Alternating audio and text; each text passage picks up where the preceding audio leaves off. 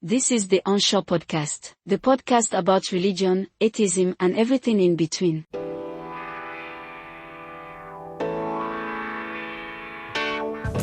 Hello and welcome back to the UnShaw Podcast, where we consider the realms of atheism, religion, and all of the shades in between. I hope you're having a happy Easter Sunday, whether you're celebrating or not.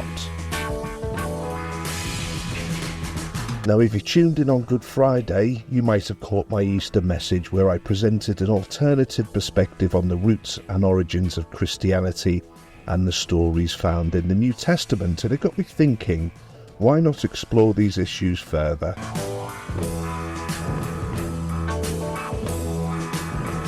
Today I'm thrilled to have a special guest joining me, Paul Clark. He's been researching these topics for decades, and the culmination of his efforts has recently been published. But here's the twist. Rather than presenting his findings in a traditional academic tone, he's chosen to weave them into a gripping novel. The novel is entitled The Omega Code, and it follows the adventures of a group of young Britons as they navigate the very themes we're discussing today. It's a fresh and exciting approach to exploring the tenets of Christianity and the origins of its narratives. So buckle up, folks, and stay tuned for a thought-provoking exploration that invites us to question the foundations of one of the world's most influential religions. So good morning, Paul. Thanks for joining me this morning. Hi, good morning, Robert. My first question to my guests is to get a little bit of background on you and also to learn about your exposure to religion over the course of your life. Yeah, I'm quite different from quite a lot of the people you've had on the podcast in that my parents were both atheists. Okay. And so I had very little exposure to religion. I went to a Methodist primary school, and so we had 2 prayers and 2 hymns in assembly every morning. And my dad occasionally made me go to church. I was in the Scouts and there was church parade, which I tried very hard to get out of. And my dad would say, no, you have to go. It'll do you good to hear the other point of view, which I think was probably brilliant reverse psychology on his part. And it worked. But my dad's attitude when religion came up was, I can't understand how intelligent people can believe such nonsense. Yeah, sure. And that's not something I've heard for the first time. And my mum, she went to a Catholic secondary school and she was very critical of the nuns that ran it, who were Catholic bigots, basically. And she was very critical of the nuns that ran it, who were Catholic bigots, basically. And she was an atheist, but she was not as hardcore as my dad, really. And I can remember there was one celebrity who she didn't like. And when she found out this celebrity was a regular churchgoer, he went up in her estimation, not down, which I found rather surprising. I've always been an atheist, but I've also always been fascinated by religion. Okay. And with regards to your working life, I understand you've been a teaching English as a foreign language type person, yeah? Yeah, I got into TEFL, I think because when I left university, I didn't know what I wanted to do. And I quite fancied the idea of going to live abroad. So I did. I lived in Italy for a couple of years. And I also had a couple of years in Thailand, which was great. And so, yeah, I've been an English teacher and then involved in management of English language schools. Yeah. Okay, so you've talked about your fascination with religion. Has that been a lifelong thing? Yeah, my attitude has varied. I think when I was younger, I was classing myself as having been quite an anti-theist. But over the years, I've mellowed quite a lot.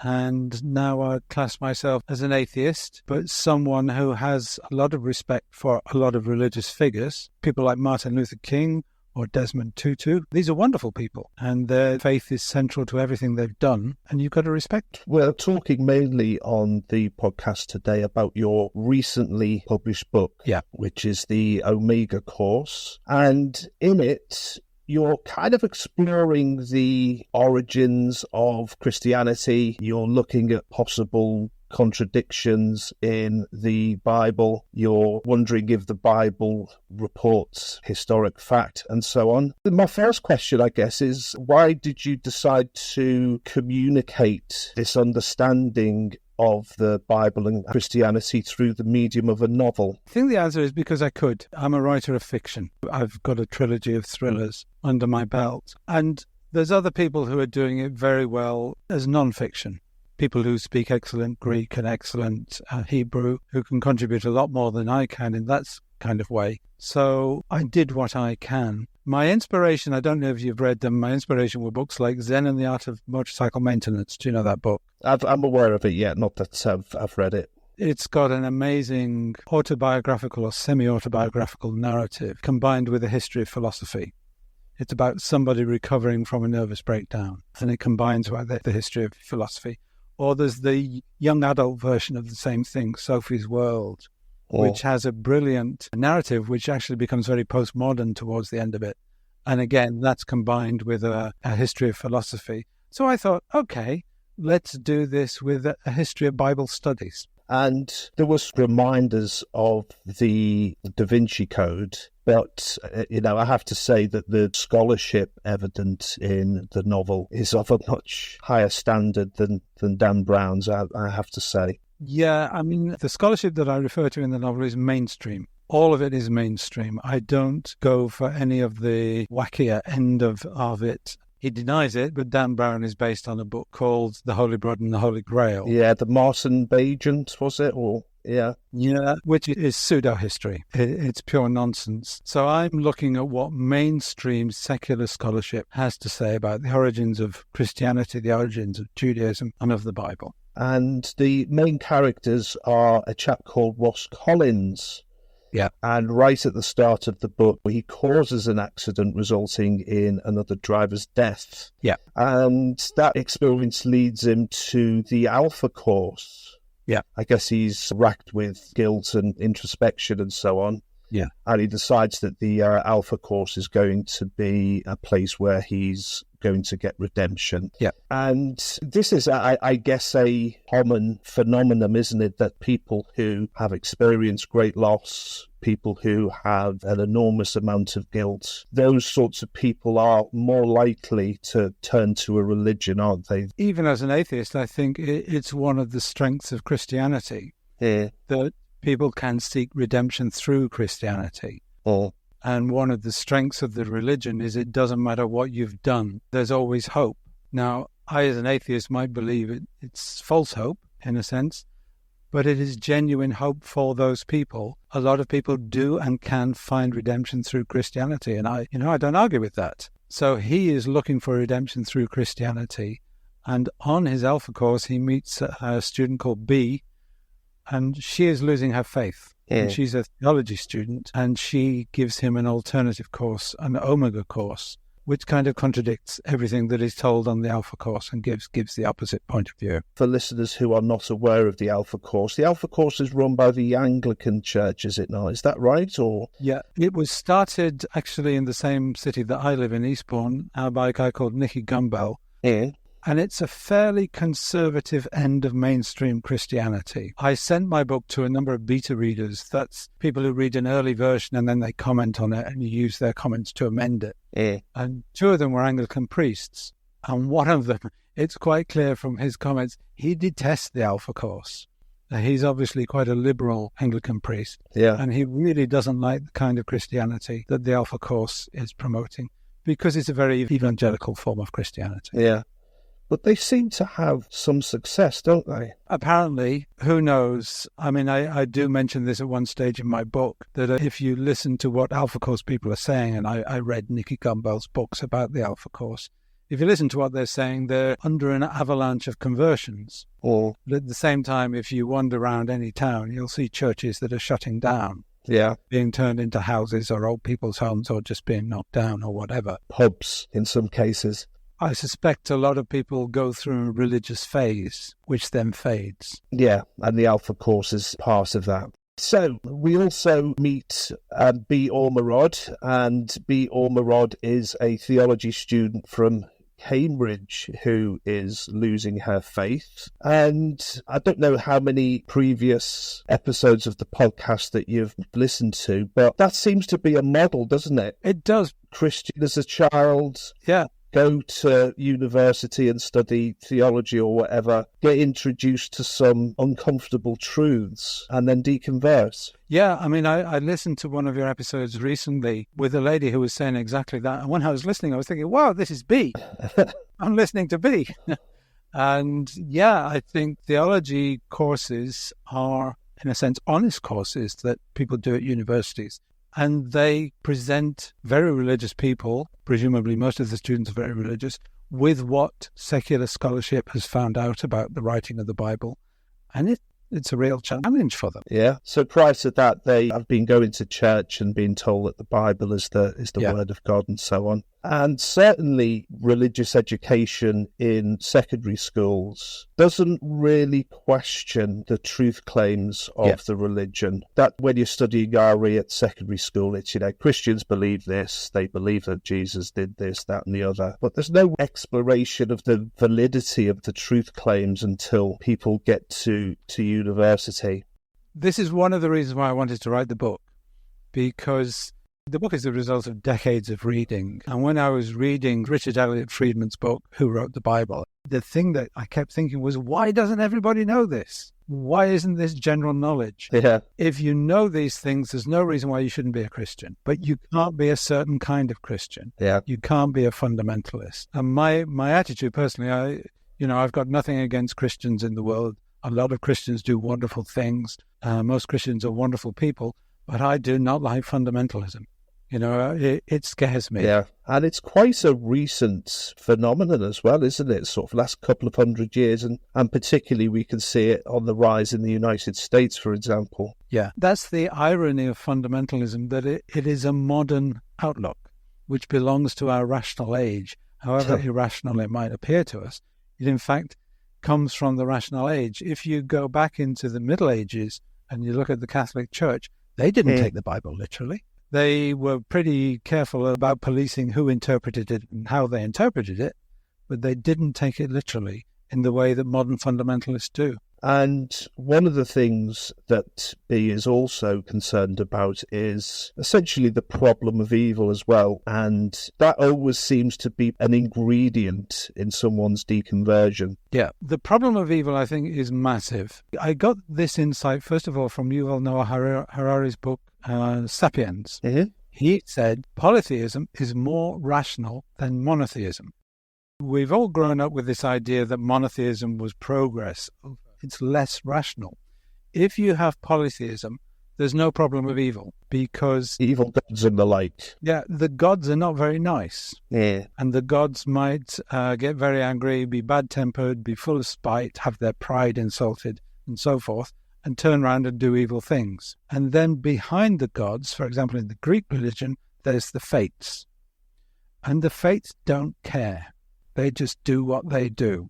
They're completely amoral. And once you get to monotheism, you have the problem of evil, because under monotheism, God is all-knowing, he's all-powerful, and he's perfectly good. And then you have to ask the question, how does an all-knowing, all-powerful, perfectly good God allow so many terrible things to happen? And I think religion has tried to find different ways of answering that question. One way of answering it is to say, God is perfectly good, but we are full of sin, and he's punishing us for our sins. Even if you're perfectly good, terrible things can happen to you. Yeah. And so because divine justice on earth is obvious nonsense, because we can see around us, that's when the idea of an afterlife develops. Because in Judaism originally, there was no real inkling of an idea of an afterlife. Yeah. No divine justice on earth. Well, maybe there'll be divine justice in heaven. That's where God will redress the balance, so to speak. That's it. Yeah. Exactly. He will reward the good and he will punish the wicked in heaven. So these are kind of ways of getting around the problem of evil that's thrown up by monotheism. The other one is Satan. Yeah, just about to say that. And that's the idea. You give God an antagonist, and you blame the evil in the world on Satan. And in Christianity, he's projected back in the Bible. So the serpent in the Garden of Eden is Satan. But in the Hebrew Bible, there's no idea that the serpent is Satan, none whatsoever. So Satan is a response to the problem of evil. And then as a response to Satan, you get the idea of the end times, which is the great eschatological battle between good and evil. And that leads to the Messiah. One of the insights I felt I got while I was writing the book was that the whole of Christianity is a response to the problem of evil. Satan, heaven and hell, sin and punishment. It's all a response to this big problem at the heart of monotheism, which is the problem of evil. Sure. And I feel it's a problem that hasn't been answered. And there's been plenty of guests on your program who've said the reason for their deconversion was the problem of evil. And of course, the whole existence or the suggestion of the existence of Satan raises a lot of questions. If you're omnipotent and could do anything, why not just kill him, get rid of him? Yeah. Yeah. It's a very good question, isn't it? Yeah. The problem of evil is an issue for B in the book. Would you say that figures high up on the list of the reasons for your atheism? It's one of the reasons. I've discussed on social media with a very strong Catholic who was talking about sin. And I said, yeah, but what about things like pandas? Pandas have 2 cubs and the mother starves the weaker of the 2 cubs to death, which must cause a great deal of suffering for that panda. And he said, yeah, that's because of human sin, which set the universe out of kilter. And that's why there's so much evil in the world. And I thought, the thing that really is my strongest reason for arguing that there isn't a God is, how did they work it out? Because the idea of God, a monotheistic God, it's about 2,500 years old, something like that. Now, the people who worked this out, they'd never looked down a microscope. They'd never looked through a telescope. They didn't know the sun was a star. They didn't know that stars were suns. They didn't understand that Earth was a planet. They'd never seen a cell. They'd never seen DNA. They knew nothing about the age of the universe, the size of the universe, nothing about relativity, quantum mechanics. And yet, somehow, they worked out why the universe exists. When you put it that way. And I just think, well, how did they do that? It's like police knowing who committed a murder before they knew what the murder weapon was. Any question, you first have to find out what, where, and when, and how, and then you can ask the question why. But it seems to me that monotheism answers the question why, an answer that was devised long, long before you get to what, where, and when. And the only solution to that, which a Christian friend has said to me, is because God was reaching out to us, trying to let us understand. And my response to that is, well, he didn't do a very good job, did he? Because people of different religious faiths have been slaughtering each other for the last, 2,000 or more years, arguing about exactly what God meant. That's my strongest argument against belief in God. I think a philosopher would say it doesn't count, but that's where I stand. I don't see how they could have worked it out.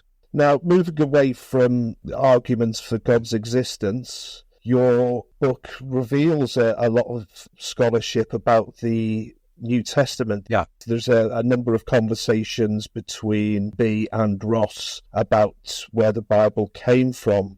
Yeah. So a typical Christian understanding is we've got a book here which was written by various authors and it is divinely inspired, every single word of it. And if we go to the New Testament, perhaps we'll talk about that first. The New Testament was written, according to this belief, by people who were there, people who saw what was happening and recorded it faithfully. Yeah. So what would you say is the number one objection to that point of view? The number one objection to that point of view is that we don't know who wrote any of the Gospels. Essentially, we have no idea. We can work out where they were written and when they were written, but we don't know who wrote them. But all the Gospels were written in Greek, and Jesus' disciples were Aramaic speaking. And for the most part, they seem to have been peasants, fishermen, essentially. These people couldn't speak Greek, let alone write in Greek. And for various reasons, we think we're able to date the Gospels generally. We look at the events that are predicted in the Gospels and we think, well, if they're predicting that accurately, it was probably written about then. Yeah. The earliest Gospel, most scholars agree, is the Gospel of Mark, which was written a generation after Jesus' death. So Jesus died sometime around 30 CE, and the Gospel of Mark was probably written 30 years later, something like that, by a Greek, writing in Greek. And then Matthew and Luke follow that a couple of decades later. And then when you come to the Gospel of John, most people would put that at the end of the first century, beginning of the next century, sometime around then. So we're talking about 80 years after the fact, aren't we? Yeah, I mean, it's a very long time after the fact.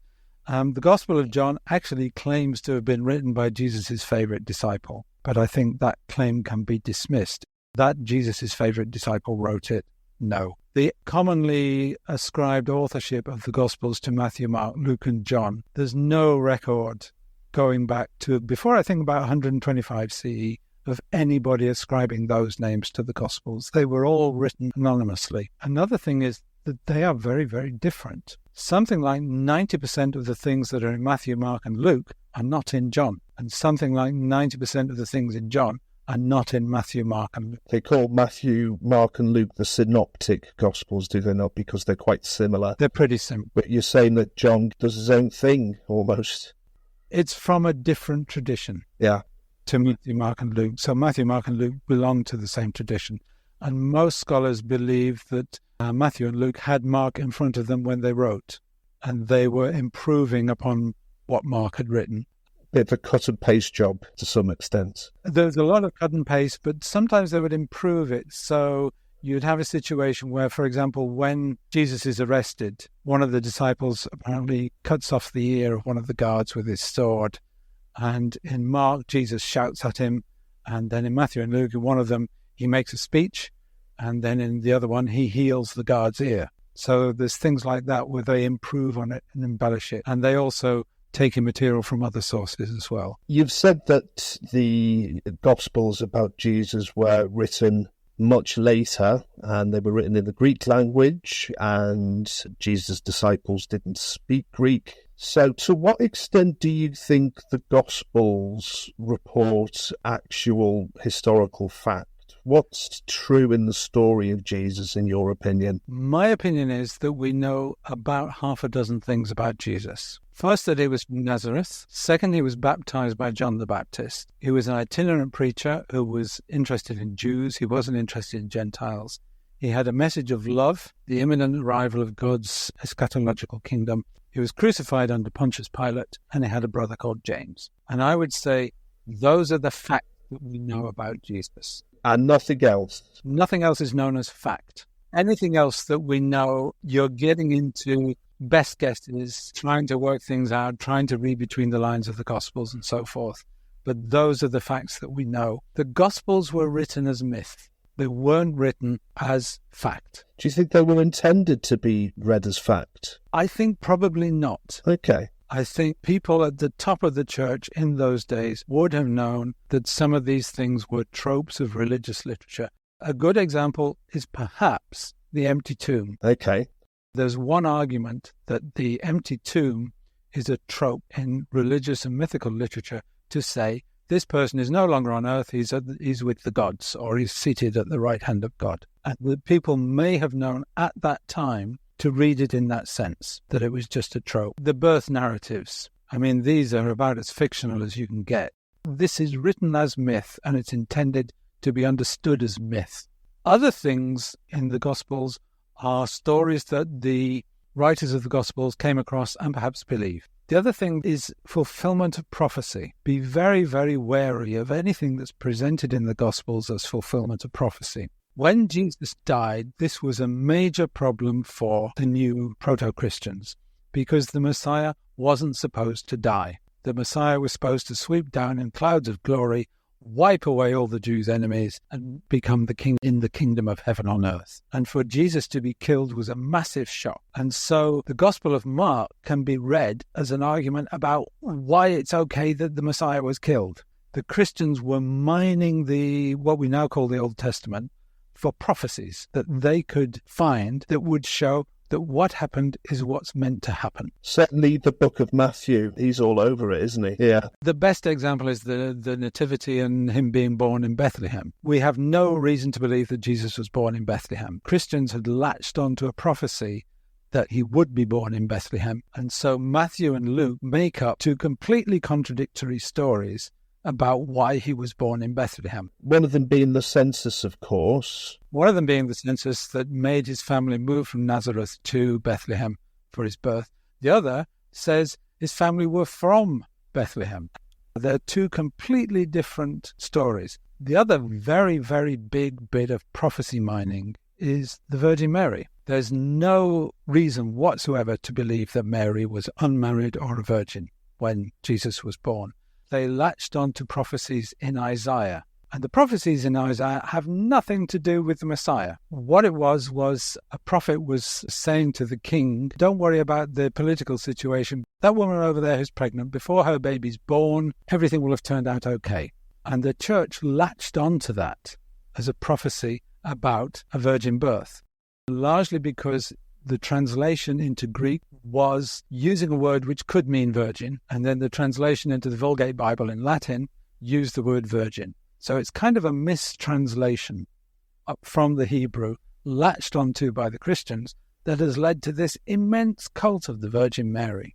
It says here it must have been born from a virgin. Wow, I didn't know that. It was born from a virgin. So it was latching onto an Old Testament prophecy which was not about a future Messiah, seeing the word virgin in it and say, oh, we've got to have a virgin giving birth to Jesus. From what you're saying, Jesus seemed to have quite a normal life. What's your explanation as to why 40, 50, 60 years later or so on, he's turned into this God, walking on water and turning water into wine and bringing people back from the dead? How did that happen? I think you've got to see it in the context of the time and the kind of things that people in those days were likely to believe. You know, Romans believed at that time that if you were touched by the emperor, you could be healed from all kinds of things. And it would be a similar kind of thing with Jesus. Jesus was the leader of a religious sect. And I think there are indications that he was the leader of what you might even call a cult, because he said to his followers, if you do not hate your mother and father, you cannot be my follower. And this seems to me cult-like behavior. Yeah, all bow down and praise me kind of thing, isn't it? Yeah. Yeah, and he seems to have been an extremely charismatic individual who these people really, really believed in. He had a massive impact on these people's lives. He was their leader. They probably thought he was the Messiah. He may well have thought he was the Messiah as well. When he died, this was a catastrophic shock for them, but they found a way of getting over it and continuing to believe in it. And some of them had some kind of experience of his presence. We don't know exactly what that experience was, but definitely some of them had that kind of experience. And so it continued. And you can see the same thing happening today. Yeah. I watched a documentary not long ago about David Koresh and the awful events that happened in Waco. And, you know, Koresh was a dreadful human being. There's no question about that. But his ex-followers, the survivors of the massacre at Waco, they're still with him. They still think he was a great man and he will come back in some sense. And I think it was the same with Jesus. And what you have is traditions of stories of miracles. Healing may well have been part of his mission. And there are people who go around healing now, and if you have 19 failed attempts at healing and one who feels better because of the placebo effect of the experience, what's the one that people are going to remember? And so these stories existed about Jesus, some of them perhaps based on things that really happened, some of them borrowing from other myths, and they grew in the telling, and then they were recorded by the writers of the Gospels.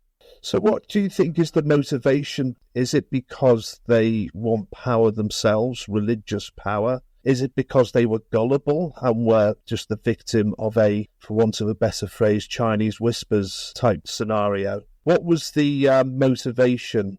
Was it to save embarrassment because their leader had been killed? What happened? I always hesitate to talk about people's motivation. I remember many years ago I was with my 80-year-old uncle, and I ascribed nefarious motivations for something some politician or other did. And my uncle said to me, Paul, I often can't work out what my own motives are, so I'm never going to say that I know what other people's motives are. So I hope I'm not ducking your question, but I don't know what their motives were. I think it's extraordinary how when people have a belief and that belief is challenged, they double down on their belief. Yeah. You know, a good example, I think, is Robert Kennedy Jr., the American politician. He was a kind of liberal, green kind of guy who went into anti-vax over the MMR causing autism. Yeah. And then it would have been pointed out to him that studies have been done and MMR doesn't cause autism. What did he do? He doubled down. And now he's saving his image of himself to himself. It's like saving face in a way, isn't it? Yeah, and it's about identity. Yeah. It's about who you consider yourself to be. And you see all kinds of times when this kind of thing happens. You see these people who predict the end of the world on November the 17th, and November the 17th comes and goes. Do they reassess their ideology? No, they don't. They double down.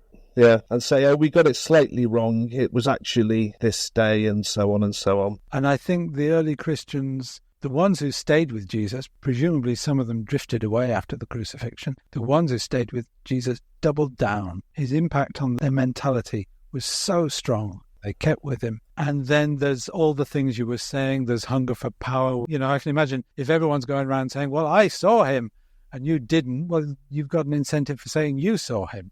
So there's all kinds of motivations that will happen. Okay. And of course, if you've got a crucified Messiah, you've really got to have a resurrection, really, haven't you? It's almost like that was necessary, wasn't it?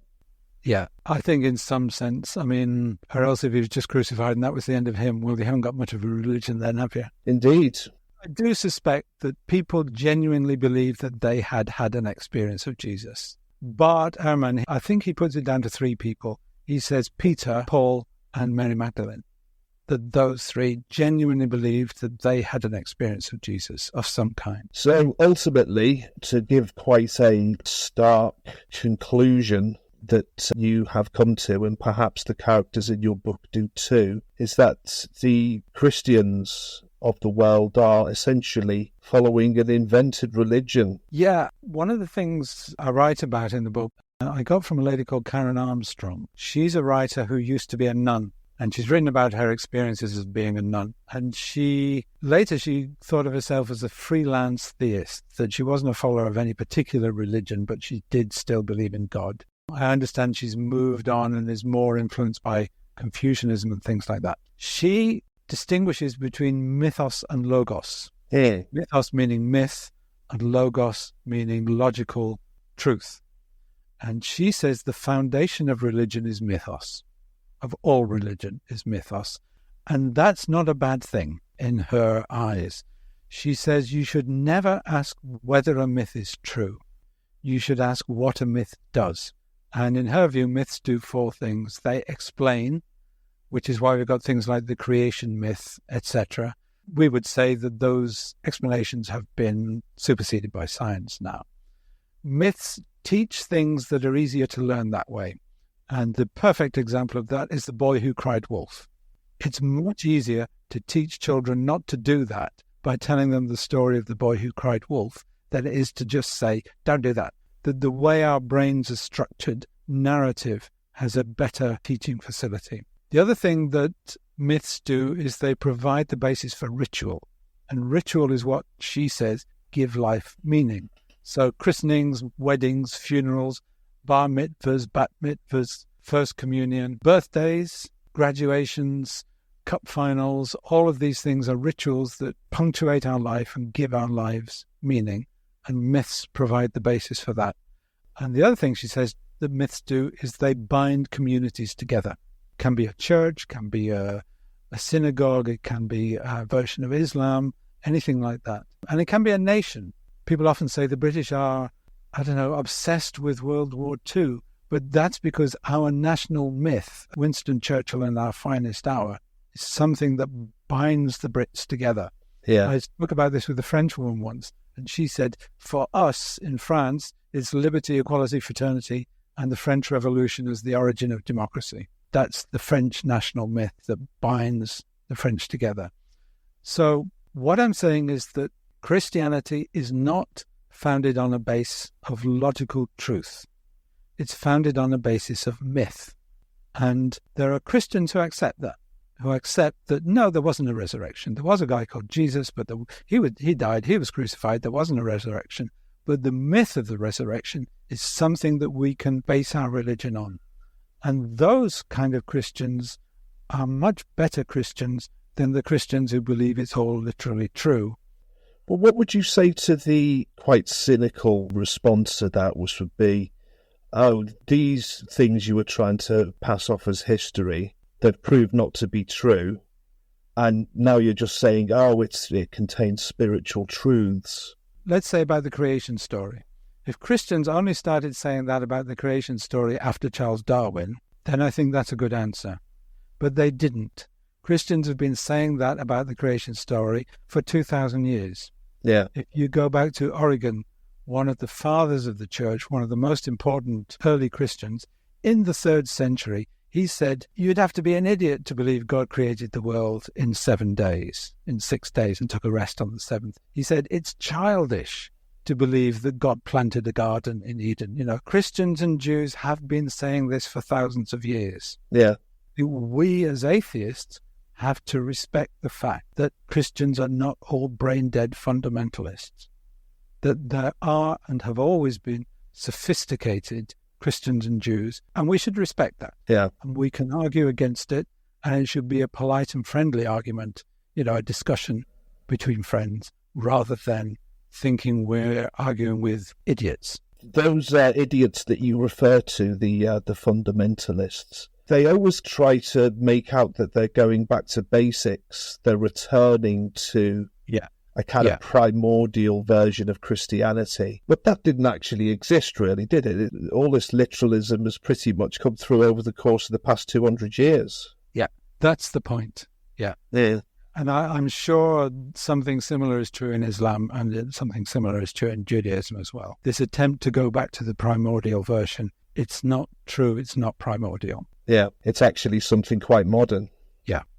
One of the books I read when I was researching was, it's a book called A History of Christianity, the First 3,000 Years, not 2,000, 3,000 years, by Dermot McCulloch. And he doesn't start with the Jews, he starts with the Greeks. And he writes about how Greek thinkers didn't take their myths literally, that they saw their myths as allegorical. And they said, what you have to do is get behind the myth and see what it's really about. And they were saying this, you know, long before Christ.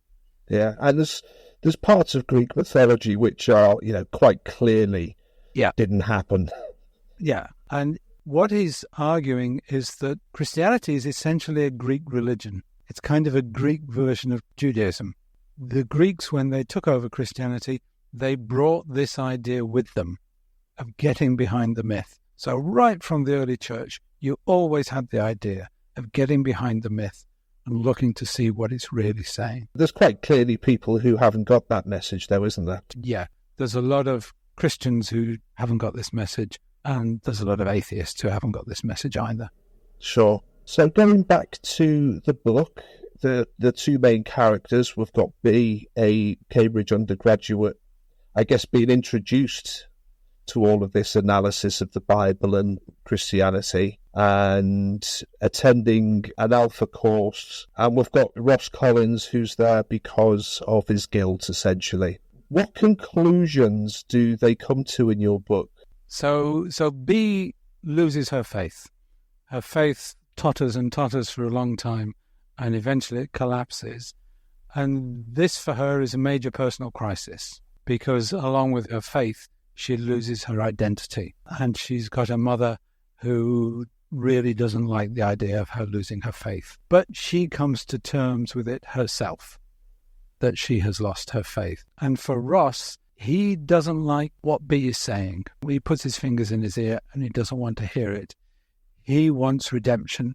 He doesn't want truth. And he very nearly has a conversion experience, but it doesn't quite happen for him for various reasons. And he becomes a Richard Dawkins kind of figure, and he turns against religion. Yeah. Going back to something that we began with, these journeys seems to be quite common. Explore your religion in more detail, study it in more depth where it came from, and then decide, I've been living a lie for my childhood. I've been misled. That can be quite traumatic, can't it? Yeah, I think from listening to your podcast, B is a bit different from some of the people I've heard on your podcast. Yeah. They were people kind of more mainstream Christian who believed it very much. B, because of her father, who was a very, very liberal Christian, she was a very liberal Christian as well. And for her, she regarded it as mythos, and she was fine with it being mythos. And she said Christianity is a path to God, just as Islam is a path to God, or Buddhism or Hinduism or whatever is a path to God. And she didn't ever see Christianity as a better path to God than anything else. Through her course, she does a module about the origins of monotheism, and it's this that undermines what she says. This goes back to the Old Testament, and I was alerted to this quite late on in my research, to a book by Francesca. She's got a very long Greek name, Francesca Stavronopoulou. She wrote a book called God and Anatomy, and what she was saying is that mythos isn't a good explanation, because a lot of the Bible, when it was written to be taken literally. We're talking about the Old Testament here. And when the Old Testament talks about God's face, God's hands, God's feet, it means his face, his hands, his feet, etc. And this is because most of the early parts of the Bible were written by polytheists. And they believed that God did have hands, feet, face, etc., because he was one of many gods. Right. And what she is saying is that the change to monotheism was a lot later than we used to think it was. So I got another book called The Invention of God. It's an academic book, and you pay an academic book price for it. Now, I paid with a nose for this. And again, this book is saying the invention of monotheism came very, very late, probably in the Persian period, and possibly even in the Hellenistic period after Alexander the Great. So what you seem to be suggesting is that monotheism is actually quite a recent idea, and you also seem to be saying that the early parts of the Bible, there are hints of polytheism in there. In fact, what's the first commandment? No other gods before me. It doesn't say don't have any gods before me because they're all nonsense. I'm the only real one. I'd go as far as to say there are not hints of polytheism in the early parts of the Bible. It's full of it. A lot of modern scholars believe the Israelites were always polytheistic. They were never monotheistic, ever. So monotheism came much later, sometime around 500, 400, 300 BCE. As late as 300 BC, you think? It's not clear, but it was a very late development. But by the time we get to Jesus, of course, we have got monotheism quite firmly established, haven't we?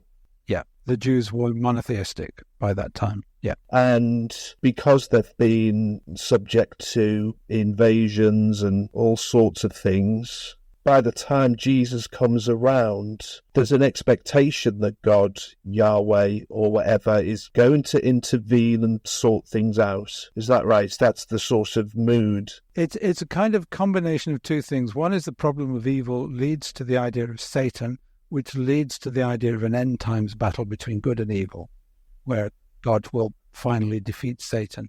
The other thing that comes with it is we're the chosen people of God. We're the only people who worship God. So how come we're not top dogs? And the idea is that God will one day make us the top dogs. And these two ideas were combined in the idea of the Messiah, who will come along, sweep away the Gentiles, defeat Satan, make the Israelites top dogs in the world, and introduce the kingdom of heaven. So that's where this eschatological expectation came from. Yeah. Quite how many Jews expected it, we have no way of knowing. Could be only a minority went for this kind of thing, or it could be it was quite a widespread thing, but maybe most people thought it was somewhere distant in the future. We don't know. Would this sum up your opinion about Jesus, that there was this expectation for this kingly Messiah figure? Along comes Jesus, and he's clearly quite charismatic and has this following and perhaps can do a bit of magic and jiggery-pokery or whatever. The Romans don't like him, and they see him as a threat. They put him to death. And then over the course of the next 50, 60 years or whatever, develops the idea that Jesus was that Messiah, and they've got to reconcile the fact that he was crucified by turning him in essentially to a resurrected God. Yeah. And Bart Ehrman's written a very interesting book about how Jesus became God. and the fact that Christians had different ideas. There were hundreds of years of debate within Christianity about in what way was Jesus divine? When did he become divine? They all agreed he was divine. But when did he become divine? Was it at his baptism? Was it at the resurrection? Or was he always divine? And in fact, he was divine before he was born. And he was the Word of God who came down to earth in human form. But it only became official doctrine in about the 4th century that they finally settled on the Trinity and the fact that Jesus was there at creation. And presumably you'll know more about this than me, I'm sure. Presumably views which were different to that were suppressed. Yeah, and the suppression doesn't have to be vicious and violent. You've got to remember that all documents were written in those days on papyrus or on vellum, and anything written on papyrus and vellum becomes illegible after a few decades. And unless it is copied, which is a major effort because someone has to sit down and copy it by hand, unless it's copied, it disappears. So other points of view don't need to be suppressed violently. You just stop copying them. And the documents that are evidence of that point of view will disappear. Yeah.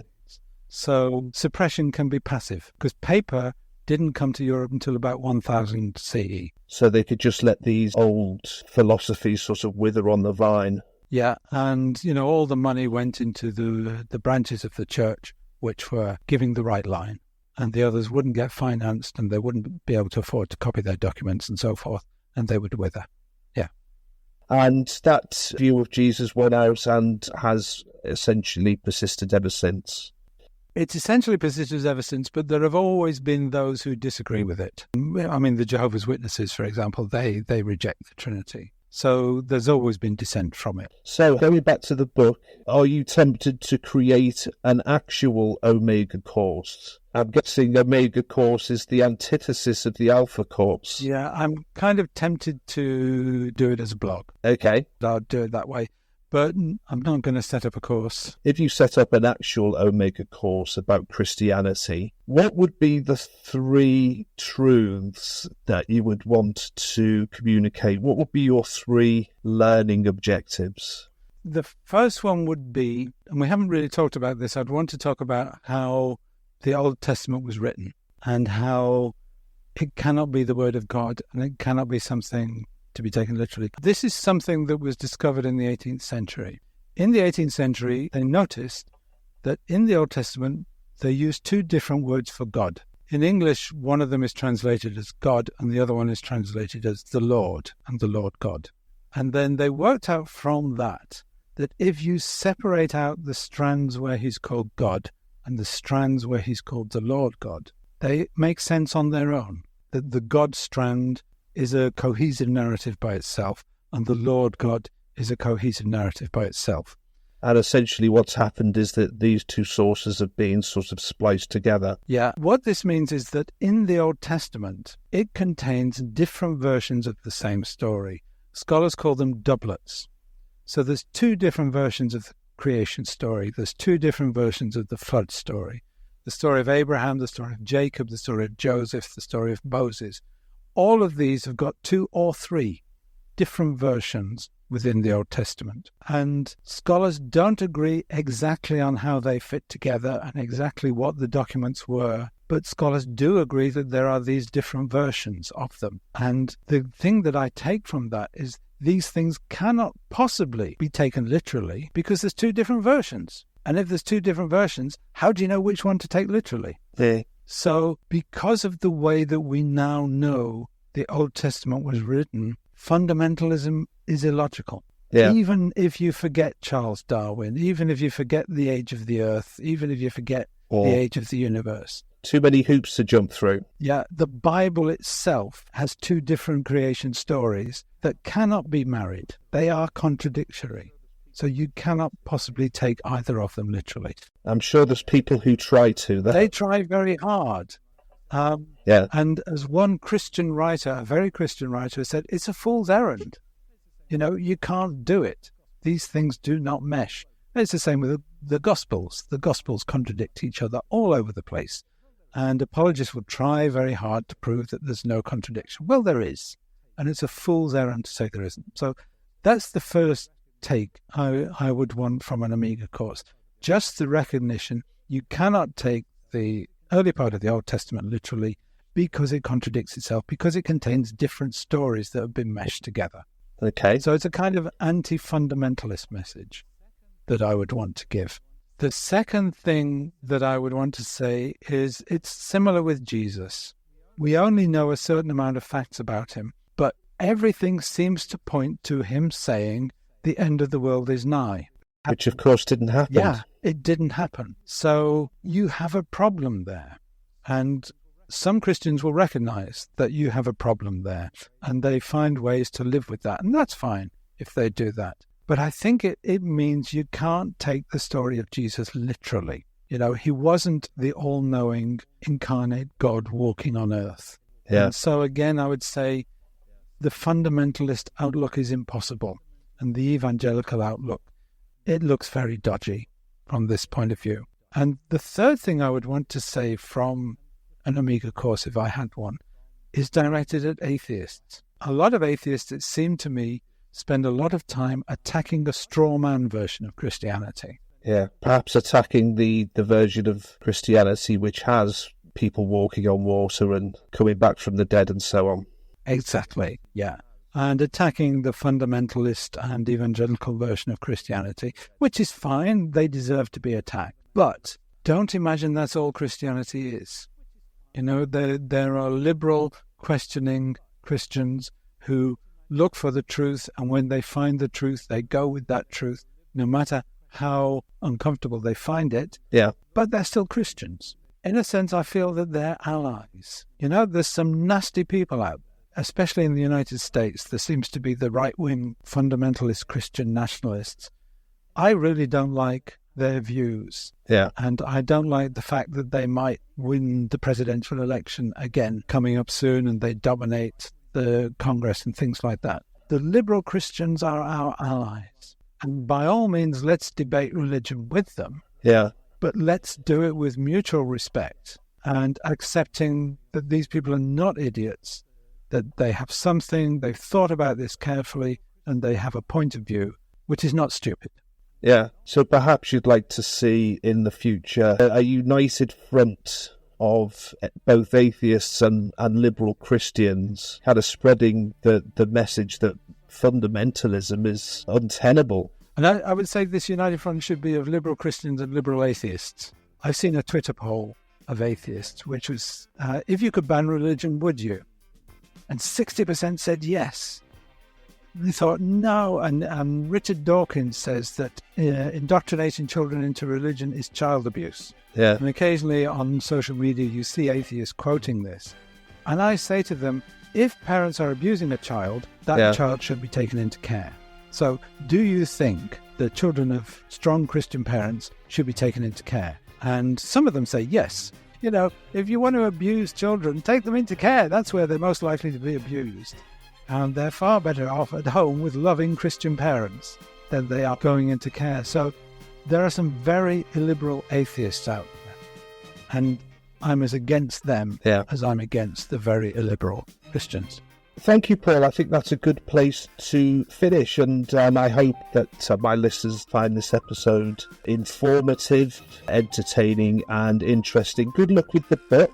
Thank you very much. And thank you again for coming on the show. Thanks, Robert. It's been a pleasure.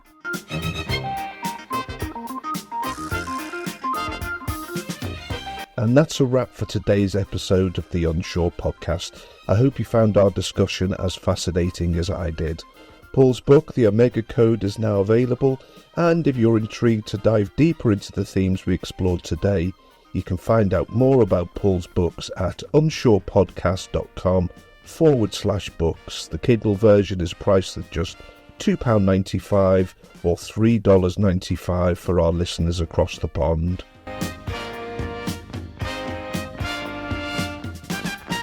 As we wrap up this Easter Sunday, let's remember that the beauty of the world lies not in any divine plan, but in the connections we forge with one another and the kindness we extend to all living beings. So whether you're celebrating the holiday or simply enjoying the day, I wish you a peaceful and reflective Easter.